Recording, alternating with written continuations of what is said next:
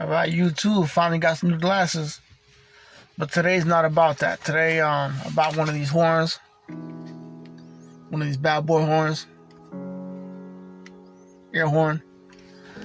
About one of those, because basically in my car, the horn sucks. Like, ever since I bought the car, like, I knew that I wasn't going to be with the horn for much longer. And I had the car for about 5 years already. Almost bought it brand new.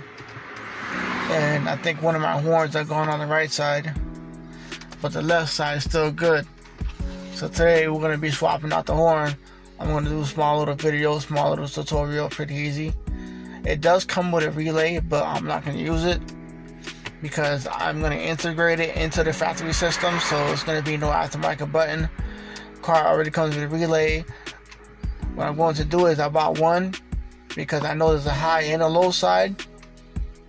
But this horn is supposed to be 10 times louder than the horn that's in the car now.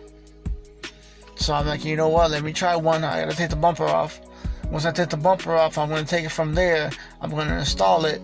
If I like the way it sounds with just one, then I'm just gonna leave the one in there. But if I feel like it's gonna need one more, then we're going to install the other one. But today, that's the main objective. So let's get down. Let's boogie.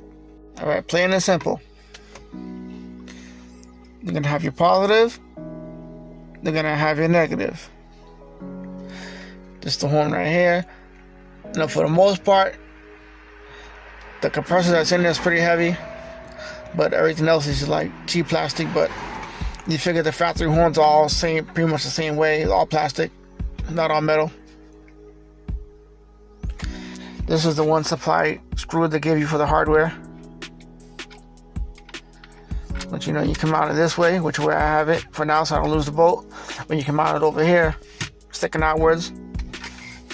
I think what I'm going to do is I'm going to dismount the factory horn, but reusing the factory bracket so that I can use this to mount the horn.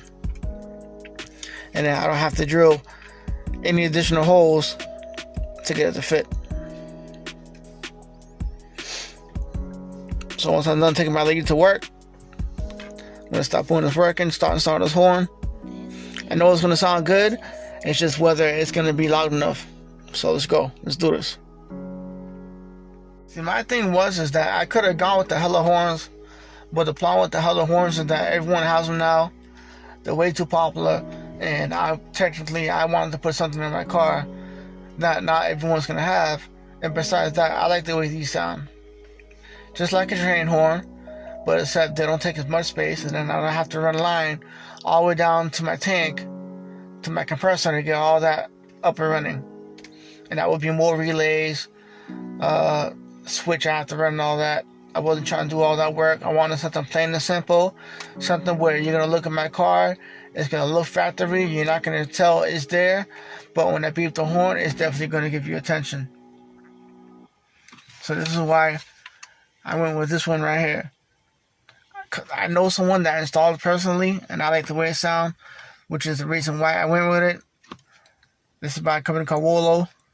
This is the bad boy horn. And technically you can get these online, but I went to a local auto parts store, Advanced AutoZone, Pep Boys, O'Reilly's. They're all going to have these. So I got this from the aftermarket department. That's it right there, bad boy. And I believe it's the model 419. So let's get this installed today. The old horn used to be in there. That's the horn wires. And this is where I mounted the horn at. Fabricated my own bracket out of the factory bracket. Got a little play in it, but for the most part she ain't gonna fall. Took a nice behind the grill. Now there you go, you can see it, kind of not see it, nice and hidden. Definitely should be water resistant.